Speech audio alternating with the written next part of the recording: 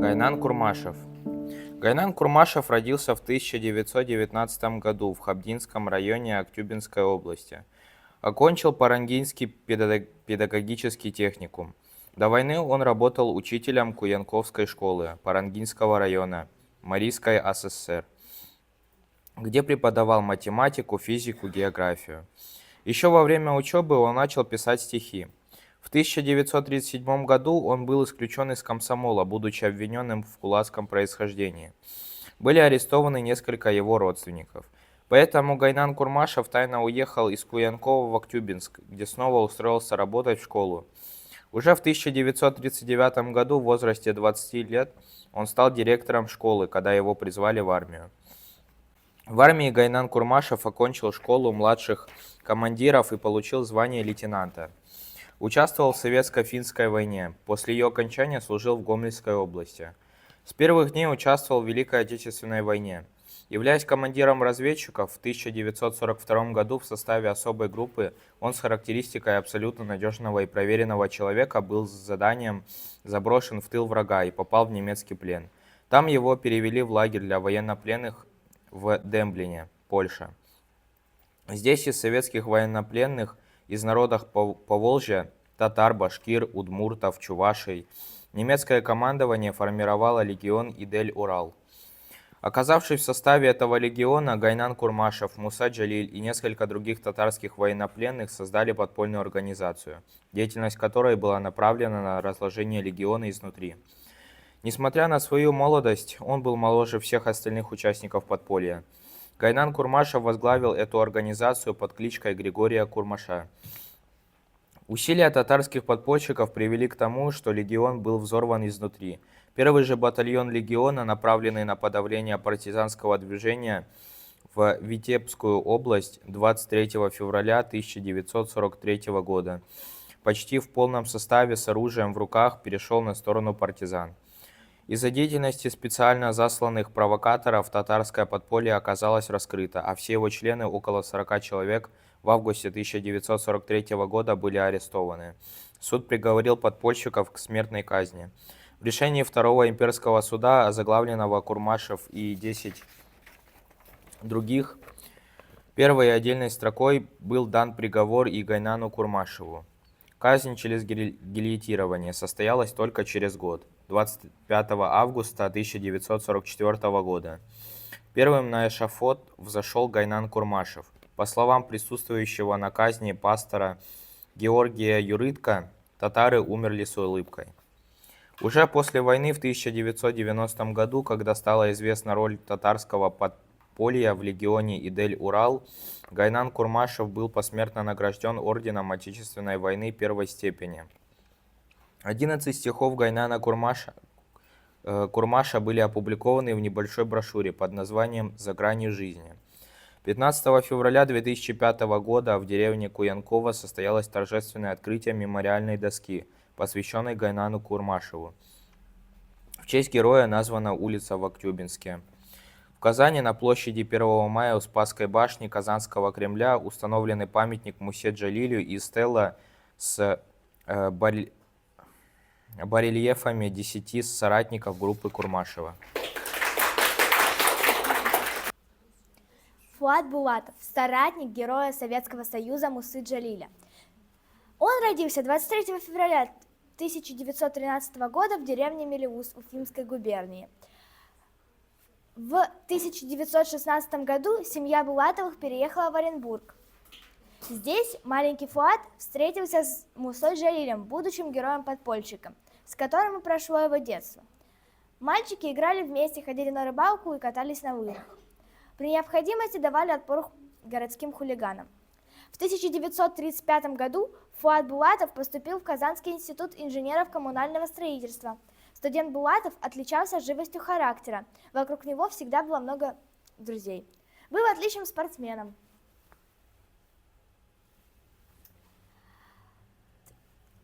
Участвовал в самодеятельности, играл в духовом оркестре института, как показано на фото. Окончив институт в 1940 году, был направлен на работу в Симферополь. Великая Отечественная война застала его военнослужащим в Белоруссии. Раненым он попал в плен, и здесь судьба его свелась с другом детства Мусой Джалилем. В концлагере Сельце фашисты держали военнопленных из различных народов Поволжья. Здесь Фуат Булатов подготовил побег из лагеря. Но накануне специальная комиссия, работавшая в лагере, отобрала лиц с высшим образованием для отправки в особый лагерь в Истраау под Берлином. Так сорвался тщательно подготовленный побег. С приездом Муса Джалиля в Берлин журналист Симаев и поэт Абдулла Алиш возглавляют подполье в центральном печатном органе «Идел Урал», издаваемом на татарском языке. В редакцию газеты по заданию подпольного комитета в качестве переводчика легально 13 января 1943 года направляется инженер Фуат Булатов с заданием добиться доступа в типографию, освоить наборное дело и наладить печатание подпольных листовок. Фуат Зинаидинович Булатов, работая в редакции газеты «Идель Урал», размещающейся в здании Министерства пропаганды, совместно с Симаевым и Сатаром выпустили множество листовок. В листовках печатались сообщения с Совим бюро, обращения к военнопленным, а также к мирным гражданам, насильственно угнанным в фашистскую неволю, рекомендовались пути освобождения из фашистского плена, нанесения урона Германии. О результативности листовок Булатова свидетельствуют действия легиона. В конце февраля 1943 года батальон Волго-Татарского легиона в составе 1100 человек по пути на Восточный фронт перебил около сотни немецких офицеров, перешел с оружием, боеприпасами и обозом к белорусским партизанам. Так были пополнены ряды партизан, которые наносили затем ощутимый урон немецко-фашистским войскам. Далее. Фуат Булатов издает листовки, распространяя новую установку подпольного центра. Поскольку после восстания в 825-м батальоне гитлеровцы больше не доверяют татарскому легиону и не решаются посылать его на фронт, то нужно понять восстание в самом легионе. Соединиться с расположенным неподалеку армянским легионом, с польскими партизанами и с боями пробиваться навстречу наступающим частям Красной армии. Но вскоре, в августе 1943 года, начались аресты. С 7 по 12 февраля 1944 года имперский суд за подрывную работу против немецкого рейха, создание подпольной антифашистской организации в комитете «Идель Урал» и Волго-Татарском легионе, печатание и распространение листовок, призывающих легионеров повернуть оружие против гитлеровцев, связь с коммунистическим подпольем Германии, приговорил 11 членов подпольного центра, в том числе Мусу Джалиля и Фуата Булатова, к смертной казни.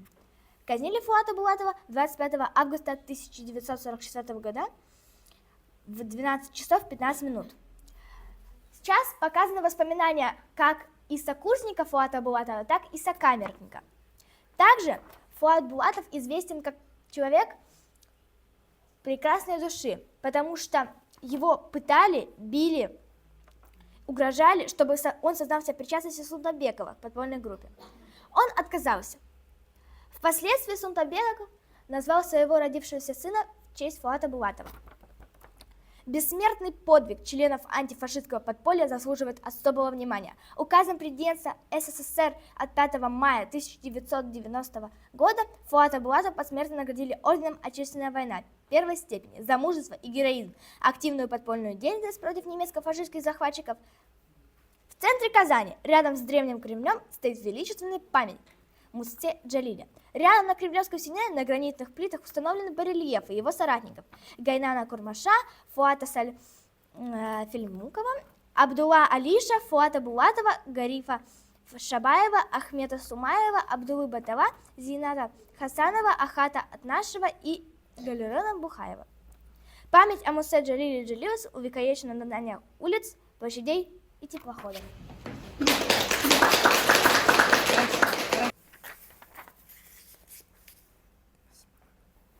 Муса Мустафович Джалиль. Муса родился шестым ребенком в семье. Отец Мустафа Залилов, мать Рахима Залилова. В 10-11 лет начал писать стихи, но они были утеряны. Первое сохранившееся стихотворение «Бехет» было написано им в 13 лет. В 1919 году он вступил в комсомол и продолжил учебу в Татарском институте народного образования. Участник гражданской войны. В 1927 году поступил на литературное отделение этнологического факультета МГУ. После его реорганизации окончил в 1931 году литературный факультет. Жил в одной комнате со студентом юридического факультета Варламовым Шаламовым. Шаламов описал его в рассказе «Студент Муса Залилов», опубликованный в 1972 году. В 1931-32 годах был редактором татарских детских журналов. Также он был редактором татарской газеты «Коммунист», выходившей в Москве. Там он знакомится с советскими поэтами Жаровым, Безыменским, Светловым.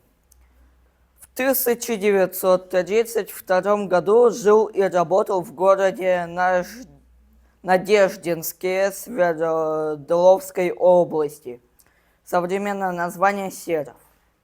В 1934 году вышли два его сборника «Орденоносные миллионы» на комсомольскую тему и «Стихи и поэма». В 1939-41 годах был ответственным секретарем Союза писателей. Работал заведующим литературной частью Татарского оперного театра. В 1941 году был призван в Красную армию в звании старшего политрука. Воевал на Ленинградском и Волховском фронтах. Был корреспондентом армейской газеты «Отвага» второй ударной армии. 26 июня 1942 году в ходе Любанской наступительной организации у деревни Мясной Бор Муса Джалиль был тяжело ранен в грудь и попал в плен. Вступив в созданный немцами легион Идель-Урал в Едлинске около Радома, Польша, где формировался легион Идель-Урал. Муса Джалиль вступил в созданную среди легионеров подпольную группу и устраивал побеги военнопленных. Пользуясь тем, что ему поручили вести культурно-просветлительную работу, Джалиль разъезжал по лагерям для военнопленных, устанавливал конспиративные связи и под видом отбора самодеятельных артистов для созданной в легионе хоровой капеллы вербовал новых членов подпольной организации. Он был связан с подпольной организацией под названием «Берлинский комитет», который возглавлял Бушманов. Первое произведение было опубликовано в 1919 году в военной газете «Кызыл Йулдыз» «Красная звезда». В 1925 году в Казани вышел его первый сборник стихотворений и поэм «Барабас. Мы идем». Им были написаны 4 либретто для оперы «Алтын Чеч» «Золотоволосая». В 1941 была написана музыка композитора Жиганова и произведение «Ильдар». В 1920-е годы писал на темы революции и гражданской войны поэмы «Пройденные пути», «Орденские миллионы». и письменосец. В популярной поэме «Письменосец» Хатташуче в 1932 году, издание 1940 показана трудовая жизнь советской молодежи, ее радости и переживания. В концлагере продолжал писать стихи. Всего им было написано как минимум 125 стихотворений, которые после войны были переданы его сокамерникам на родину. В 1946 году МГБ СССР завело разыскное дело на Мусу Джалиля. В январе 1946 года в советское посольство в Риме турецкий гражданин-татарин Казим Миршан принес еще одну тетрадь. Сборник отправлен в Москву, передан в Министерство иностранных дел, затем в МГБ, затем в СМЕРШ. В 1946 году бывший военнопленный Нигмат Терегулов принес в Союз писателей татарской АССР блокнот с 60 стихов Джалиля.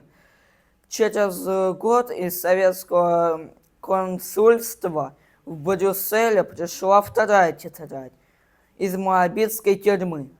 Ее вынес бельгийский участник сопротивления Андре Тиммерманс. Он сидел в одной камере с Джалилем. В их последнюю встречу Муса сказал, что его и группу, его товарищей скоро казнят, и отдал тетрадь Тиммермансу, попросив передать ее на родину. Был еще один сборник стихов из Моабита. Его привез бывший военнопленный Габбас Шарипов. В 1946 году до рук Джалиля татарский писатель Гази Кашаф показал одну из тетрадей Константину Симонову, который начал готовить несколько стихов к печати в новом мире. В 1952 году дело в отношении Мусы Джалиля было закрыто, и в 1953 году были опубликованы его стихи в литературной газете, редактируемой Симоновым. В 1956 году Симонов рассказывал Андре Тиммерманса и взял у него интервью о последних месяцах жизни Джалиля. Джалилю в том же году было присвоено посмертное звание Героя Советского Союза. В 1957 году моабитские тетради были отмечены Ленинской премией. В 1966 году отмечался первый юбилей поэта, организованный в колхозе, названном его именем на его родине, в селе Мустафино. Его присутствовали многие знаменитые писатели и родственники из разных стран. 1907 года в Башкирии. Затем вместе с родителями переехал в Среднюю Азию. Там окончил школу-девятилетку, учился на курсах финансового работника. В первый же день Великой Отечественной войны подал заявку на фронт. Его одобрили. Уже на 5-й день он стал рядовым стрелкового полка. После непродолжительной подготовки его отправили на фронт. Служил в Красной армии. В Берлине за антифашистскую деятельность был казнен 25 августа 1944 года. С татарскими писателями Муса Джалиль и Абдулла Алиш. Указом президента СССР Горбачева за активную патриотическую деятельность в подпольной антифашистской группе, за проявление стойкости и мужества казненные были посмертно награждены орденом Отечественной войны. Всё. Абдулла Баталов родился 1 мая 1916 года, участник подпольной организации Волжско-Татарского легиона Идель-Урал. Родился в деревне Большие Тиганы бывшего Спасского уезда Татарии, ныне Алексеевский район Татарстана, в семье крестьянина. Окончил 7 классов сельской школы и работал в колхозе. Окончил среднюю школу в Чистополе, затем работал на шахте. В 1937 году был призван в армию, служил в Казанском Кремле. Потом был направлен на курсы младших командиров в Татарско-Башкирскую военную школу. Повредив ногу во время несчастного случая, был признан негодным к военной службе. Вернулся на родную деревню и стал заведующим клубом. В 1941 году с началом Великой Отечественной войны отправился на фронт. Попал в немецкий плен и оказался в легионе Идель-Урал. Войдя в подпольную группу Мусы Джалиля, он выполнял роль связного. Из-за предательства татарское подпольное было разоблачено, и Абдулла Баталов был арестован вместе с 10 другими подпольщиками. После суда в феврале 1944 года 11 татарских подпольщиков были казнены 25 августа 1944 года в тюрьме Плецезене в Берлине.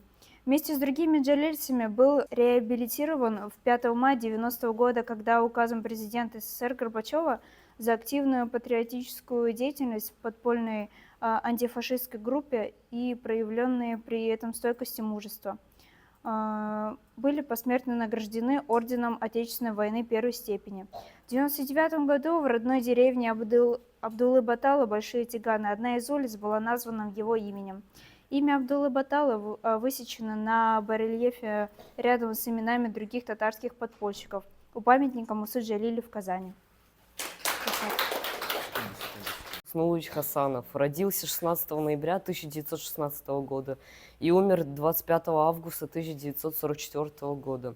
Участник подпольной организации Волжско-Татарского легиона Идель-Урал. Родился в селе Старый Каширь, ныне Сармановский район Татарстана.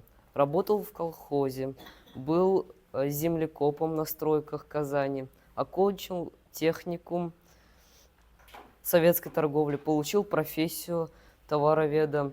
В Красной армии окончил курсы младших командиров и получил звание лейтенанта. Командуя роты в сражении с немцами, Зинат Хасанов был ранен и попал в фашистский плен. В немецком плену попал в легион Идель-Урал, вступил в подпольную антифашистскую организацию легиона. По заданию подпольщиков участвовал в музыкальной капелле легиона как певец и чтец-декламатор, одновременно распространяя листовки среди легионеров. Выполнял функции связного между Едлинской и Берлинской группами подпольной организации. Вместе с другими джалиловцами был арестован в августе 1943 года за подпольную деятельность в легионе Идель-Урал. В феврале 1944 года Второй императорский суд Германии приговорил Зината Хасанова к смертной казни. Приговор привели к исполнению в тюрьме Плецензее на гильотине 25 августа 1944 года в 12 часов 30 минут. Указом президента СССР от 5 мая 1990 года Зинат Хасанова посмертно наградили ордером «Отечественная война первой степени» за мужество и героизм, активную подпольную деятельность против немецко-фашистских захватчиков. Сәлим Бахаров. Бәрмән 1916 елның 15 ноябрьдә Башкортстан Миякә районына Кыргыз Миякә авылында туган. Туган авылында 7 класс тәмамлагач, Сәлим Уфага китеп төзелеш эшләрендә эшли. 1937 елның декабрендә Башкортстан Дәүләт Банкының республика конторасы аңа финанс курсларына укырга җибәрә. 1938 елның августында ул курсларны тәмамлап Кыргыз Миякәгә кайта һәм район дәүләт банкында бухгалтер булып эшли башлый. 1940 елның 10 июнендә Бахаровны Миякә хәрби комиссариат тарафыннан Кызыл Армия сафларына алалар. Башта Өлкин лагерендә, соңыннан Троицк шәһәрендә хезмәт итә. Рядовой Кызыл Армияче була, полк мәктәбен тәмамлагач, өлкән сержант дәрәҗәсе ала. Артиллерияда хезмәт иткәндә аны орудие расчеты командиры итеп билгеләләр. Әсир төшеп, концлагерьгә китерәләр. Идел-Урал легионына эләгә Сәлим Бохаров соңгы 11-нче кеше булып, 25 августта 12 сәгать 36 минутта җәзалап үтерелә. Яшерен эшмәкчеләрне җәзалап үтерү турында Берлинда табылган 11 карточка арасында монарчы билгеле булган Сәлим Бохаровның таныклыгы да бар. Сәлим Бохаровның исеме Казандагы Муса Җәлил һәйкәле янындагы барельефка башка татар подпольщикларының исемнәре белән янышы уеп язылган. Кыргыз Мияке авылында Бохараев исемдәге паркта куелган бюст Астана героеның чын исеме Гөлләнур Бохараев уеп язылган. Рахим Саттар. Рахим Саттар, на самом деле, это псевдоним, настоящее же имя Абдуласатаров Абдрахим Сулейманович. Родился 15 августа 1912 года в селе Нижнее Хозяйство Чешминского района Башкортостана. Учился в деревенской Мектепте, затем в Уфимской школе номер 2. Окончив учебу, работал инспектором Бучалинского лесничества, потом в Уфе ответственным работником органов государства, то есть нарколепрос БАССР. В конце 30-х годов работал сотрудником газеты «Красная молодежь». С началом войны 1941 года добровольцем пошел на фронт, что как раз-таки во время миссии их группу схватили немцы и посадили в немецкую тюрьму. При попытках побега в тот же день их всех казнили. К счастью, стихи он начал еще писать в школьное время, также сочинял во время фронта. К счастью, бывшая военная Равиля Агеева сохранила и передала Союзу писателей РТ записную книжку со стихами поэта, написанные именно на фронте в плену. Стихи поэта в переводе на русском языке опубликовали в книге «Три поэта. Война». Казань 1979. Сын Рахима Саттара, Саттаров Иль Рахимович, систематизировал и издал сборник стихотворений отца с очерками, вспоминаний и рассказом о нем. Все.